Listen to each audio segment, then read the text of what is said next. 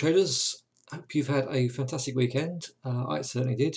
Really enjoyed Scalper School on Saturday, so just wanted to gear you all up for that. I've had to reset the login for the trading room anyway, so I've just gone in and sorted everybody's registration out.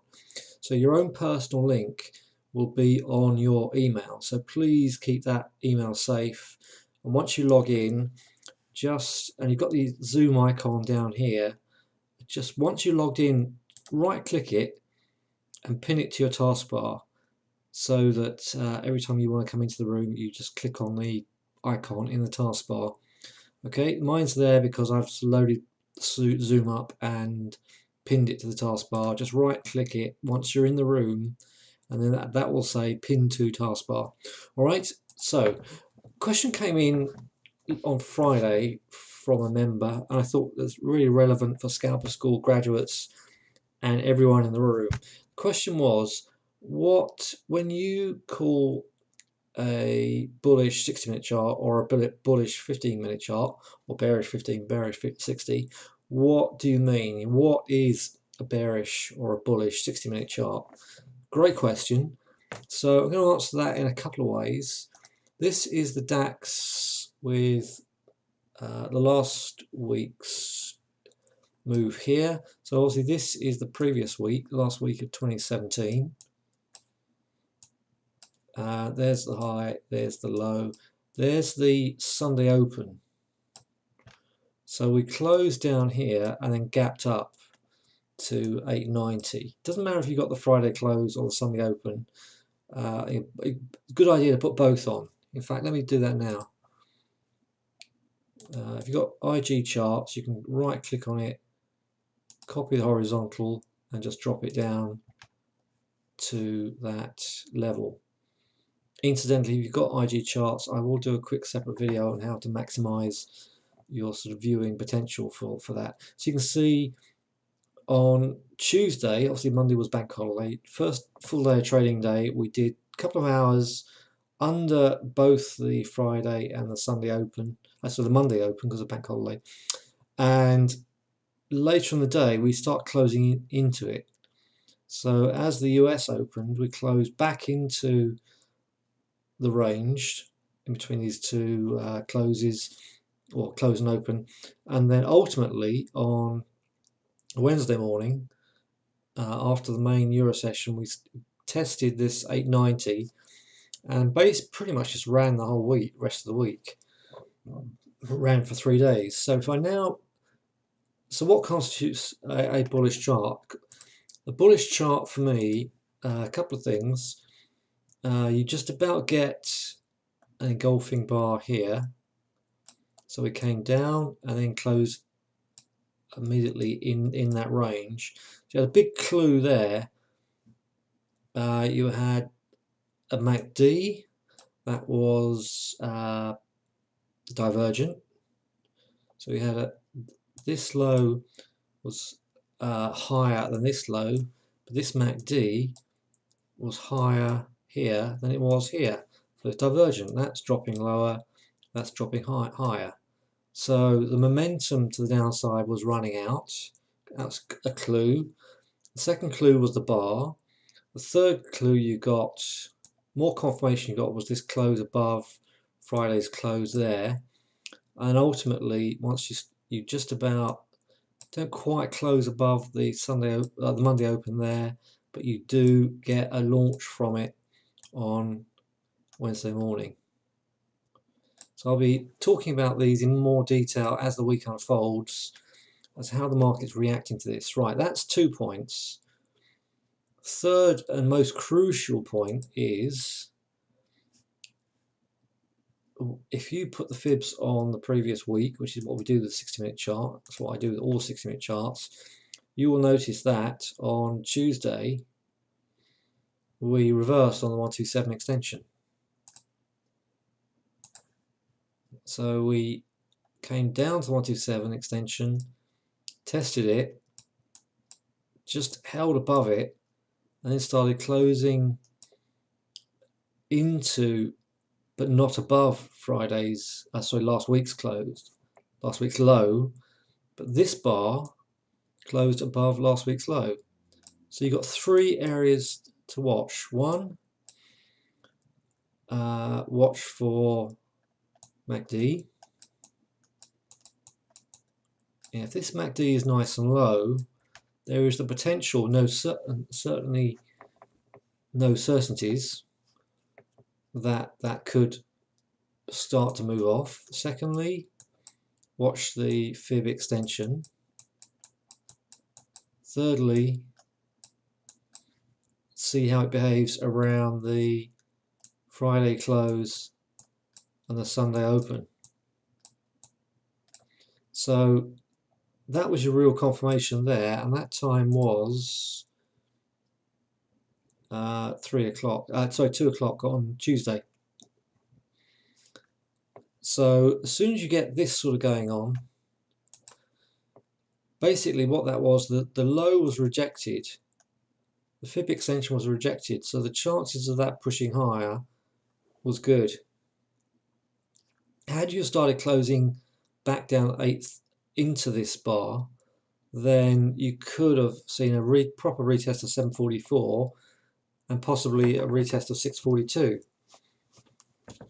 Instead, this bar confirmed at 3 o'clock, and then we got a lot of little small ranges into Wednesday at lunchtime.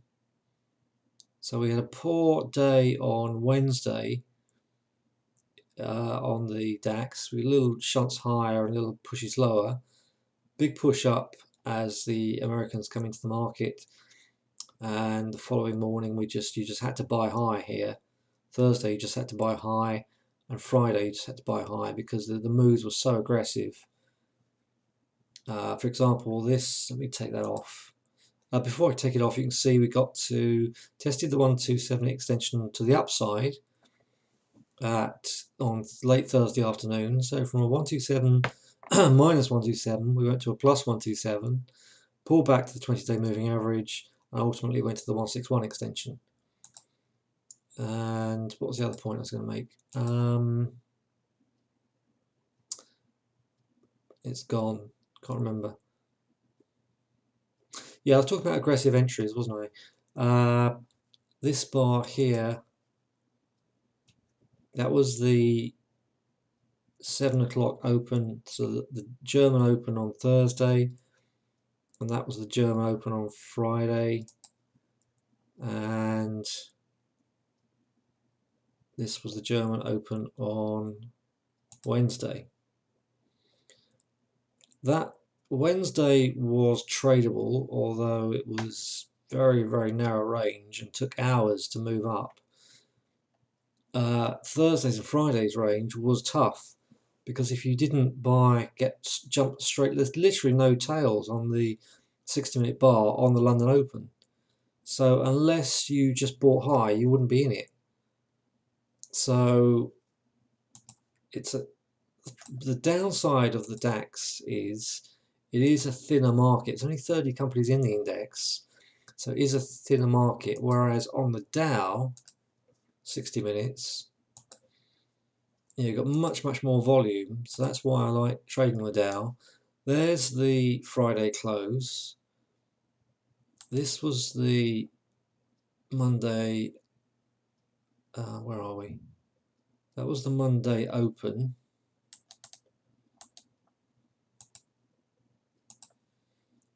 And so on Tuesday, late afternoon, we came back and tested the Monday open at 750, and again, pretty much just very shallow bars on the 60-minute chart, and just kept going.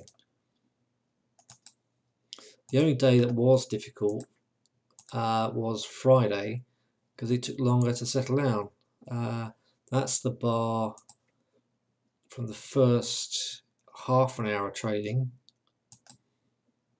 Second hour of trading, we pretty much started from the same viewpoint.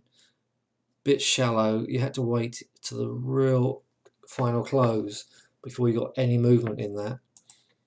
So sometimes you can get markets where the bars look really nice and clean, but actually trading them is a different story.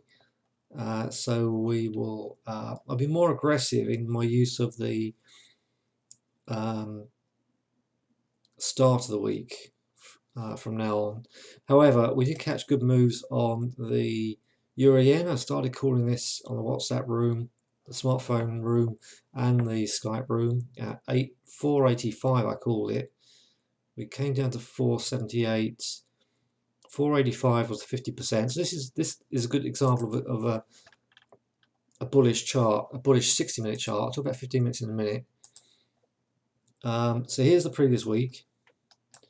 So we had a 1, 2, 3, 4, 5 push the upside. When we come into the week, we have a 1, 2, 3 push the upside, pull back, push up. So any dip was bought. Another dip takes you into the 50%, closes higher, and then starts to move out. If it gets to a 161 extension, and then into Friday it gets sloppy. You don't get much of a move into Friday. So most of the move came on that Thursday move. We got a nice move off of Wednesday, and then a slightly bigger move off Thursday. So to answer your question, watch out for the zones. Watch out for the three things. The open of the week. If it gaps up, expect a gap fill, and then start buying any dips if it gaps up. Generally speaking, obviously I'll be there to assist you and help you look at the levels and the charts. If it gaps down, expect that to push up, fill the gap, and then start shorting. So that's why I look at the open so carefully, and the Friday close and the relationship with the open, because that can give you a very big clue as to what this market was doing. So that was the Monday open. Let's put the Friday close on there, which was up there.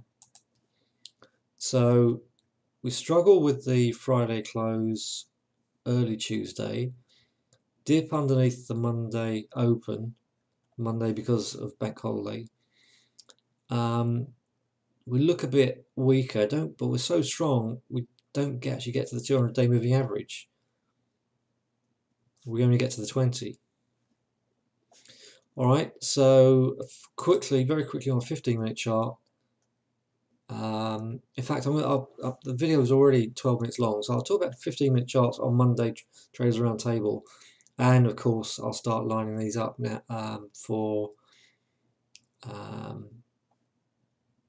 the week ahead on Traders Roundtable. So make sure you're logged in, and we'll look at 15 and 60-minute. What constitutes a 15-minute bullish chart or bearish chart? What constitutes a 60-minute bullish or bearish chart when I'm talking about bullish and bearish charts? Right, let's have a quick look at. I don't want to make this video too long. Let's have a quick look at dailies. I think the main one has got to be the Euro Yen again. But now, for those of you who've been in the room for a while, you would have heard me talking about this box in the second half of last year. And now we are out of the box. I need to pull back to retest the box. So I am very keen to buy around about the 440, 450 mark to see if we can then do a 400 pip move into 138. Not a lot of data. The thing that concerns me about next week or the coming week is the fact that we're pretty quiet on the data front. We've got the monthly US job figures out of the way, and there's no major inflation or rate decision or GDP levels coming up this week. No tier 1 or very little tier 1 type data. DAX has had a great week. That came into the bottom of this channel. If I just push this up so you can see it clearly. There's the channel on this bar there. But created a trend line going across the tops, and we actually broke through that trend line on Friday. So my 60-minute chart is going to look like this. I'm going to push that up to the close there. I'll cancel these for now, and then once we get the open, I will look at that. So I'm going to put in the end of the week. and then I'm going to fib that whole range, which is now nice and extensive. So the wider the range of the week, the more potential we've got. I'm going to put in a trend line.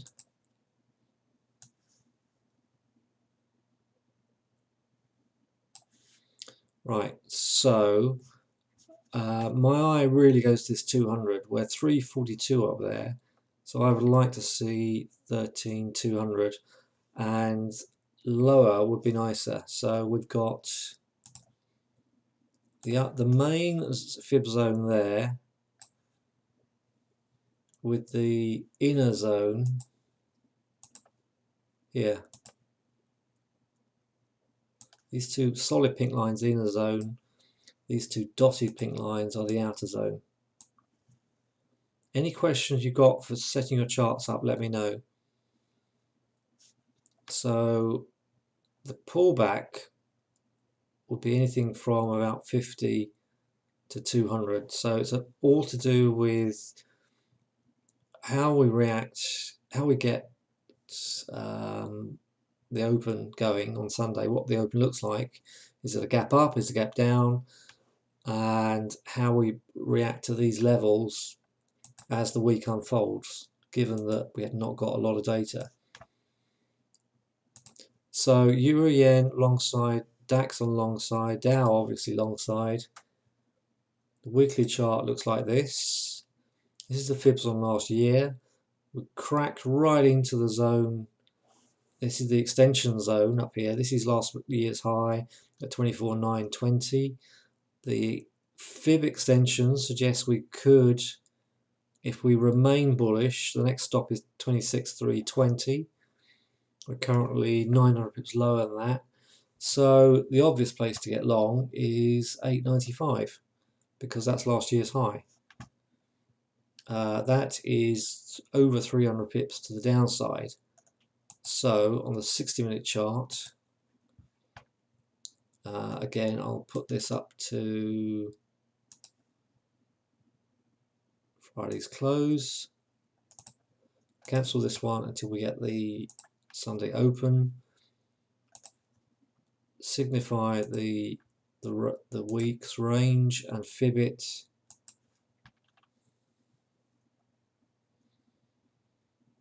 And I'm going to go for, this level here. That was the Friday close, 29th of December. So this is the low of the last week. 2nd of January, we were 24,740. So the obvious place to look for a pullback is 25,178. 25,100 will be nice. If it's very aggressive and they pop it up to 24.4, 25.4, then a pullback to 25.3 is going to be all we're going to get, possibly. So I tend to trade very light on Monday, and I don't expect to hear much of me on Monday. But Monday Traders Roundtable, I'll be lining these charts up. You can see this is a trendline resistance on the Dow from the high on the 4th of December to the high on the 18th of December. We're right on that now. So we've hit resistance already. And these lines here are weekly pivots. And so the weekly pivot is suggesting 25,120 is a pullback on that one. Right, the video is already 20 minutes long, so I'm going to save. Just going to talk about the DAX, Dow, and Euro Yen for now. Other charts also look interesting. 153 is a pullback on that pound yen. Pound US, I'll talk about on Monday because it's not that clear. And the Euro US had a very shallow week, really shallow. Again, you can see we tested is that Friday's close at 120, pushed up to 120.76, down to 120, closed at 120.30. So really, really tight range. Right, I finished the video there. You're all booked into the room, so make sure you pick up the email links when you're in the room for Traders Roundtable on Monday. Right click the icon and pin it to your taskbar. Use that for future room entries. Otherwise, I will be active on Skype and the smartphone app WhatsApp if I've got anything interesting to say. Otherwise, I'm just going to wait till later on in Monday as the DAO opens. All right, thanks for joining me, and I look forward to seeing you in the Skype room, WhatsApp, and of course, Traders Roundtable, 7 o'clock. Bye for now.